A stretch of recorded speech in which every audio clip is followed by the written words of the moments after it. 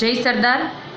મારે વિઠ્ઠલભાઈ રાદડિયાને કહેવાનું છે કે થોડીક વાર પહેલાં તમે જે સ્ટેટમેન્ટ આપ્યું છે, મહેરબાની કરી અને પાટીદાર સમાજને આવા સ્ટેટમેન્ટથી ગુમરાહ કરવાની કોશિશ ના કરો.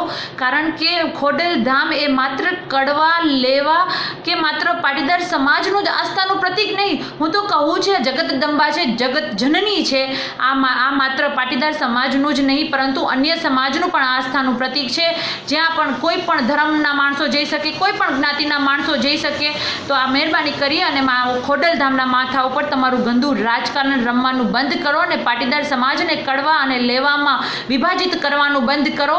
અને હાર્દિક પટેલ અને તમામ ક્રાંતિકારીઓ, હાર્દિક પટેલ સહિતના તમામ વીરલાઓ, અમે પણ કડવા લેવામાં નથી માનતા, સમગ્ર સમાજ કડવા લેવામાં નથી માનતું. આજે પૂરો સમાજ પાટીદાર બન્યો છે અને ઘણા વર્ષો પછી પાટીદાર બન્યો છે. તો હું તમને વિનંતી કરું છું કે વિઠ્ઠલભાઈ, તમારું ગંદુ રાજકારણ તમારા ઘર સુધી રાખો.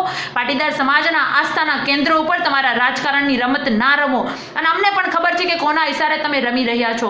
આની પહેલા પણ આજ ઉપર બેઠેલા તમારા પૂજનીય જે બધા વંદનીય જે નેતાઓ છે ને, એમાં હું નામ સાથે કહીશ, મને બીક નથી. કારણ કે આજે પાટીદારની દીકરી બોલે છે, કોઈ કડવા પટેલની કે કોઈ લેવા પટેલની દીકરી નહીં, પાટીદારની દીકરી બનીને કહું છું કે અમિતભાઈ શાહ અને વિજયભાઈ રૂપાણી અને આ તમારા જે નરેન્દ્રભાઈ મોદી છે, આમના ઈશારે તમે પાટીદાર સમાજને ફરી પાછા ભાગલા પાડવા માટે નીકળી પડ્યા છો.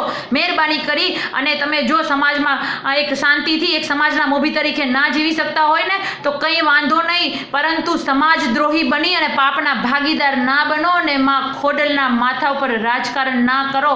માં ઉમા ખોડલના આજે પૂરો પાટીદાર સમાજ જે જેકાર બોલતો થયો છે. કોઈની તાકાત નથી કે માં ઉમા ખોડલને અલગ કરી શકે.